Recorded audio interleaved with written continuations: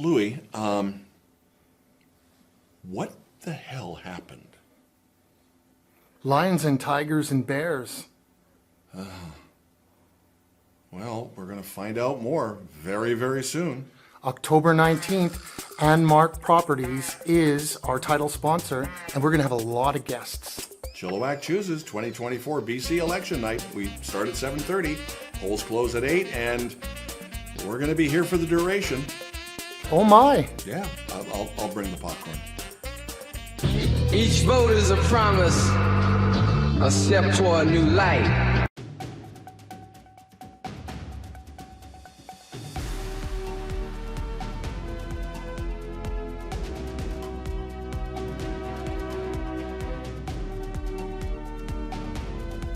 Headlines most affecting Chilliwack this week. Continuing our election coverage with candidate interviews. Advanced voting starts this week. A longtime FVRD chair steps back. And time for the annual BCHL Showcase. Alex will have more in sports. Our guests this week include the candidates Kelli Paddon and Dr. Tim Cooper. All right, Chilliwack, let's get started.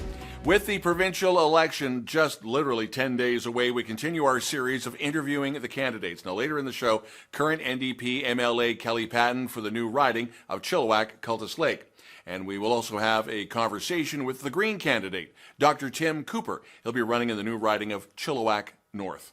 Advanced polls for the October 19th provincial election have opened across the province. To find out where you can go, just go to Elections BC online and just type in the riding of your address, and you should have got a card that looks like this already in the mail.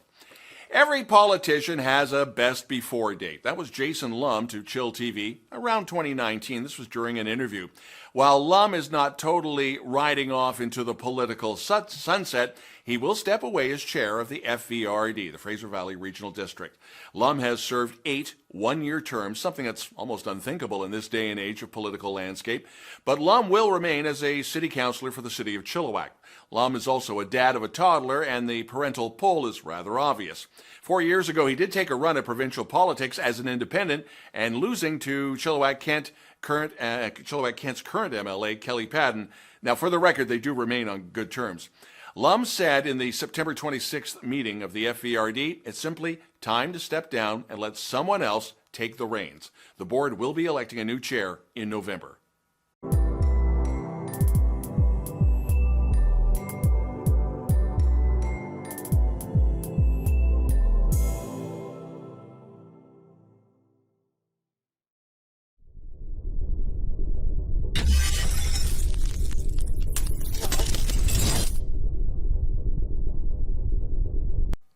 October is Breast Cancer Awareness Month, and with tongue-in-cheek, the annual awareness campaign of Check Your Pumpkins. As we're gearing up for Halloween, remember that 1 in 8 women will be diagnosed with breast cancer in their lifetime. Early detection is essential. So ladies, if you are due for your screening for a mammogram, don't put it off. It literally could save your life. Co-work Chilliwack was the backdrop for the presentation of the Chilliwack Foundation. Fern Heaps, the executive director, laid out what the foundation has been able to do with nonprofits in the community and why it is important to continue the work. It was back in 1983 that this idea of a local foundation occurred to independently serve the people of Chilliwack.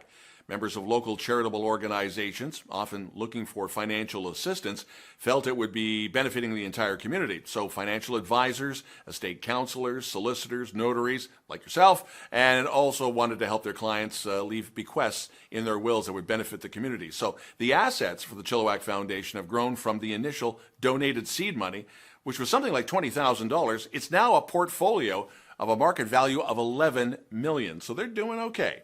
The Chilliwack Legion's annual poppy campaign is going to be kicking off with the pinning of the first poppy with the mayor of Chilliwack, Ken Popoff. The presentation will be Friday, October the 25th, 11 in the morning at the All Sappers Memorial Cenotaph. That's the corner of Keith Wilson and Vetter. Last weekend, members of both the Agassiz and Hope Fire Departments were at a ceremony to open the brand new training facility next to the Agassiz Fire Hall on Industrial Way. The fire departments from Agassiz, Harrison, and Hope will all be using this facility. And after the break, our interviews with the candidates, Tim Cooper and Kelli Paddon. And be sure to watch October the 19th, starting at 7 o'clock, for Andmar Developments Chilliwack Chooses 2024 with Louis De Jaeger and a plethora of pundits. Sports is coming up.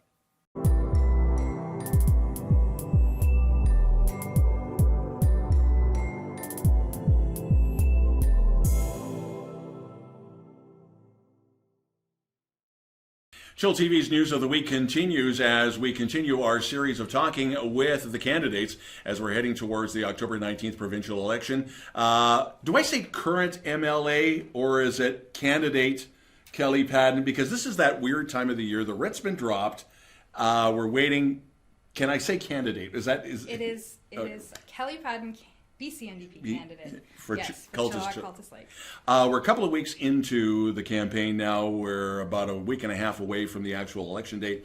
You've done a lot of door-to-doors. What are you hearing as opposed to, was it something you didn't see coming when it came to issues in the community? Anything take you by surprise? Well, you're right. I'm on doorsteps every single day and have incredible volunteers who come out with me so we can talk to as many people as possible. We're hearing what's important to people. So a lot of comments and questions about affordability, about healthcare, and absolutely education as well, climate as well. But housing is a really big one, and the range of ages that housing is a big issue for. There's no limit on it. So that's what we're hearing from people, and it's so great because we have an action plan for people, and those are our big points in that. One thing that I've heard, and it's been brought up a couple of times now with Premier David Eby coming into town for campaign stops, was on housing, the concern for seniors and the elderly losing their homes or not finding anything, and unfortunately the homeless rate for seniors and for the elderly is starting to rise. Were you hearing that as well? So not that specifically, but I do know that, like I said, across ages, housing is a key issue in this election, which is why I'm proud to be part of David Eby's team, because we're addressing housing on every front, whether it's rentals or home ownership, taking innovative ways of doing things so that people can afford a house in this community that we love, a home here. And with regard to seniors, we've increased SAFER, we've increased the senior supplement, and those are just the senior-specific issues. There's also, $1,000 for the average household in a middle-class tax cut, and over the coming years, people will be seeing that every month so that they're finishing their month a little further ahead. That's really important here in Chilliwack. Carbon tax has been brought up a number of times from various areas. There's a little bit of confusion. Is it federal? Is it provincial? Is it a combination of both? In very easy to understand terms, is it that easy for the province to say we're going to cut the carbon tax? Because there always seems to be this lingering thing about Ottawa has the final say. That's a really great question. So here in BC, we have a provincial carbon tax, but that's backstopped by federal regulation. In BC, we're committed to climate change, and we wanted to make sure that we were the ones directing those funds so that not only could we offer rebates for people and make sure that the big polluters are the ones paying, but you can't just throw the carbon tax out without the federal government changing that backstop. Now, we've seen another province try to do it, and I know Mr. Rustad claims he's going to do it, but that province, that interfered with their transfers from the federal government. That costs them money, and that would hurt British Columbians. We can't afford that. Now, David Eby has been clear. If that backstop is removed, we will remove consumer carbon tax. Okay. We're still going to make those big polluters pay. But we recognize times are tough right now. Affordability is a major issue. And so that's a commitment from David Eby and our team. Something else that has come up over the last, say, 2 weeks. We always hear about Highway 1, the expansion. It has to come all the way out to Chilliwack. And then there was an idea floated, and it's kind of dissipated now, of West Coast Express coming to Chilliwack. How would that work? Because it's on the north side. That's CPKC tracks. We have the CN tracks through Chilliwack. I would think that would be a negotiation with CN back in Toronto. Well, I'm very, very excited about this. So yes, Highway 1 expanded all the way out to Chilliwack. We know that that's necessary. I hear it from businesses. I hear it from commuters all the time. But in the platform, in the action plan for people, the action plan for you, we are absolutely committing to expanding West Coast Express. Now, there's a lot of work that has to be done there. But what that means is less time on the highway, less time in commute, and connecting the entire Fraser Valley. That is a game changer. We know we've had advocates talking about it and asking us to make that move. And I mean, David Eby's shown, our government has shown that will be responsive to people, and it doesn't matter where the idea comes from. All good ideas are welcome when it comes to helping with affordability and getting people where they need to go so that at the end of the day, they have more time at home. One other thing in your old riding, as opposed to the new riding, and then when highways were being talked about, was the Agassiz-Rosedale Bridge. Can it be expanded, or is there a way, or is it being looked at of another crossing? Can you do it, say, to Lake Ayrock or somewhere, or is it something that you got to sit down with the powers that be and with a bunch of engineers and go, how do we do this? I mean, engineers would always have to be involved in a major piece of infrastructure. I can't work on hypotheticals, but David Eby has been focused on making the largest infrastructure investments in British Columbia history. We know we can't rely on our grandparents' infrastructure. We're making the moves, we're prioritizing, making sure that it works for people. So a lot of work was done on that bridge, and I heard from people when I was the MLA for Chilliwack and Kent, the importance of, especially around safety on that bridge, and there were some changes made, but looking into the future, we have a team that is showing that they invest in infrastructure needed here in the Fraser Valley. And the Bradley Center with the expansion there, and Chilliwack General Hospital. Again, you're hearing people on social media build another hospital. Can you do that in Chilliwack, or is it something that's going to be one of those plans down the road? So I definitely love that you brought up the Bradley Center. From the minute that I agreed to put my hand up in 2020, replacing the Bradley Center was top of mind. And now Bradley Center's we're getting a new Bradley Center in Chilliwack. So 200 individual rooms, a day program. These are the kind of investments that Chilliwack wasn't seeing before that we've been able to see with David Eby and our team. So really proud of that. Kelli, Paddon, the candidate for Chilliwack-Cultus Lake. October the 19th is election day. We will have full coverage right here on ChillTV. Thank you for coming in. Thanks for having me. You're watching This Week. October 19th, Andmar Properties is our title sponsor, and we're going to have a lot of guests. Chilliwack Chooses 2024 BC election night. We start at 7:30. Polls close at 8, and we're going to be here for the duration. Oh my. Yeah, I'll bring the popcorn. Each vote is a promise, a step toward a new light.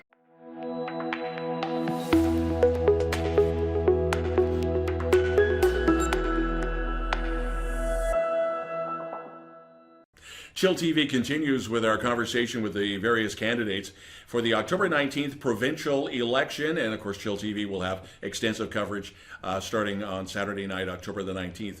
Dr. Tim Cooper, Professor Emeritus, UFV, and retired. And the obvious question is, why would you want to get back into the fray? You know, you've done this before. You have run for office before. Retirement just doesn't do it for you, or seriously, what was the drive? That's a great question, Don. Yeah, I was happy to sit this one out because the NDP were pushing hard to maintain the carbon tax, because one of my big concerns, as ChillTV knows, because we've actually been together on these things before, is I'm really concerned about climate change. And the NDP were pushing hard to maintain the carbon tax, whereas the Conservatives were against it. So I thought, cool, I'll just sit this one out. Don't want to risk splitting the vote. The NDP have got it under control. And I was happy, and I was sitting it out. But then David Eby announced that they'd be scrapping the carbon tax after the election. And for me, then I've got two parties to choose between, both of which are scrapping the carbon tax. Now, the carbon tax turns out to be the most effective program to actually reduce carbon dioxide emissions. So I thought, well, now what do I do? The Greens are very firm on keeping a carbon tax. And so I thought, well, it's time to go back into the array, into the fray. Into the fray. Yeah. To beg your pardon. Yeah. I'm not nervous. So yes, I went in for the Greens for that reason. When it comes to transportation and that, and you're thinking with the carbon tax in the back of my mind, there's lots of talk about expanding Highway 1. Is that the way to go, or more rail? I mean, SkyTrain out to Chilliwack, you look at the dollars and cents, it just doesn't make sense. How would the Greens approach that? What's your philosophy? Well, there's my approach, and I think it's fairly standard Green, is to say, first of all, I'm not an expert on transportation. definitely not. So I would go along with the experts. That's actually baked into the Green Party philosophy. Don't try to talk about things that you know nothing about. Yeah. However, you asked, and so I'm going to give you my opinion, uninformed as it may be. What I'm looking at in the valley is another lane coming out on Highway 1. Will that help? I think it will. I honestly do. But will it help for a long time? No. The Canadian Association of Physicians for the Environment has said that due to burning fossil fuels, our air quality is so bad that approximately 7,000 Canadians die every year. If you scale that for Chilliwack's population, you get 21,000. Sorry, 21 people. 21,000. Decimal points matter. So 21 people, and if we add a third lane, that's going to increase because most of the vehicles will be internal combustion. So I can see there's a definite penalty to Chilliwack to do that. From my own experiences, I always prefer to take the train going into Vancouver if I can, and I think a lot of people would feel the same way. So in any other country with our population density, not Canada's population density, I'm talking about the lower mainland population density, you'd have a train. And it wouldn't be a slow train either. The SkyTrain has a maximum speed of 80 kilometres an hour and an average speed, because of all the stops, of 40 kilometres an hour.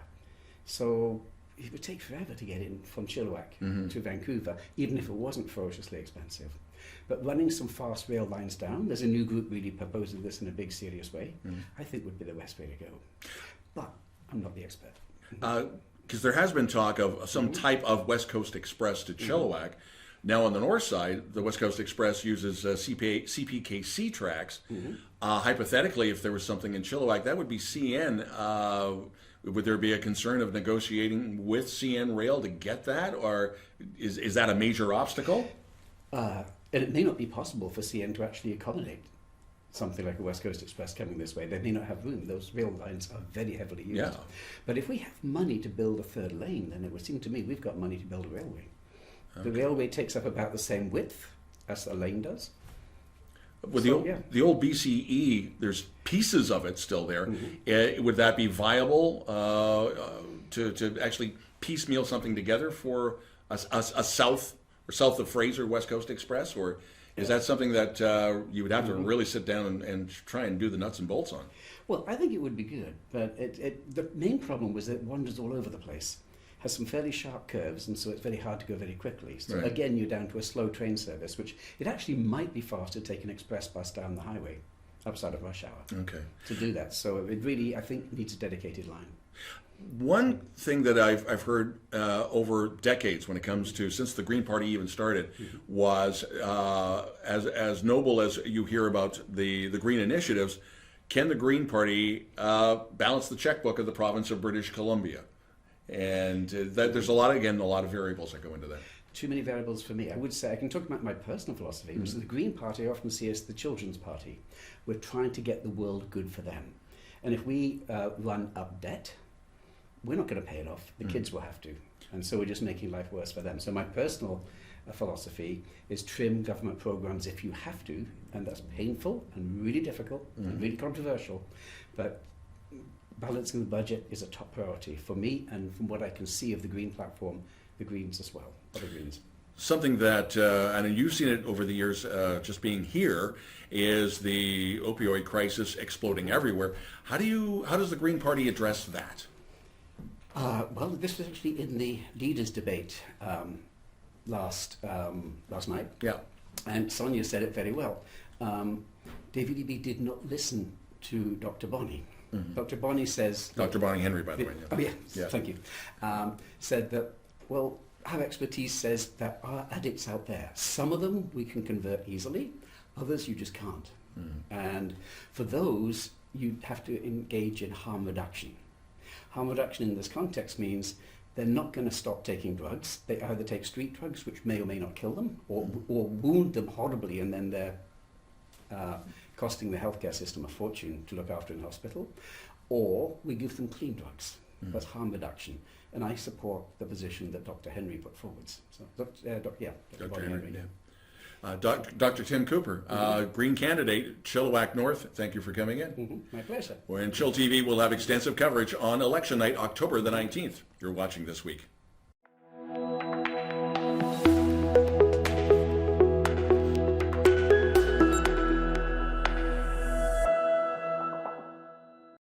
Hello Chilliwack, let's talk some sports. Starting with hockey, we're back in July. The BCHL announced that a 2024 showcase event would be taking place in Chilliwack and Abbotsford with the Vancouver Canucks co-hosting. The showcase starts this Sunday through to the 17th and will be split between the Abbotsford Centre, home of the American Hockey League's Abbotsford Canucks, and the Chilliwack Coliseum, home of the BCHL's Chiefs. Tickets for the 2024 BCHL Showcase in Abbotsford and Chilliwack are now available. Over to football, and now that the BCFC's 10-game regular season is over, it's playoff time, and this is how things are shaping up. The Langley Rams got the W and locked up second place and home field advantage this weekend at McLeod Stadium. The Rams dispensed with the West Shore Rebels 24-13. Rams finished the season at 7-3, while West Shore finished at 5-5. The Valley Huskers lost to Vancouver Island Raiders 42-38 in Nanaimo. Both teams end the season at 5-5, but Huskers lost the season series.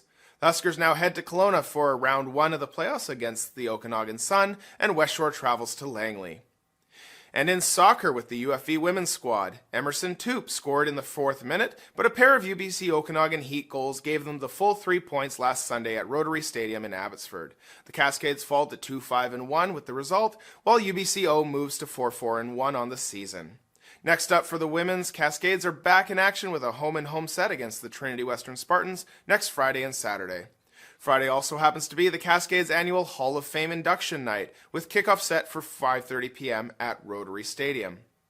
On the men's side, UFV's Kevin Milan scored twice in the first half and added a highlight reel assist in the second half for good measure, as the UFV Cascades routed the UBC Okanagan Heat 6-0 on Sunday at Rotary Stadium in Abbotsford. With the win, UFV goalkeeper Jackson Cowks picks up his 17th career Canada West win to pass Cascades alumni Mark Village and set a new program record. UFV striker Mateo Brezina also made UFV history on Sunday as he set up Milan's first goal of the night to pick up his 7th assist on the season and set a new single-season program record. The Cascades win moves them to 7-3-2 and clinch a playoff berth, while UBCO drops to 2-8-3. Next up for the men's team is a home-and-home set against the Trinity Western Spartans on Friday and Saturday. Now coming up, Cari with the weather.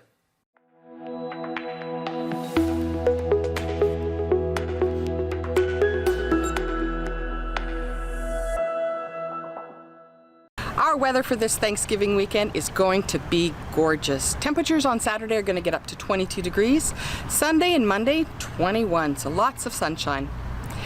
Rest of the week though, not so great. Back to fall weather, temperatures up to about 16, great chance of rain on Wednesday, and nighttime temperatures down to about 9 degrees. Have a great weekend, everyone. Oh, and fun fact, Chilliwack Healthier Communities Task Team is hosting a Aging Well Expo on October 17th, which is next Thursday at Evergreen Hall from 9 a.m. till 2 p.m. Starts off the morning with an 8 a.m. free pancake breakfast. The whole day is free with different workshops on different healthy aging with food and exercise, and there's going to be like a falls prevention, decluttering. I'm not even a senior and I want to go. Hope everybody gets a chance to go out and have a great weekend. Thanks, Cari, and thank you for watching. If you have a local news story you'd like us to report on, you can always send us a note to news@chilltv.ca. Thanks for watching. Have yourself a great long weekend. Enjoy Thanksgiving. Pass the gravy. I'm Don.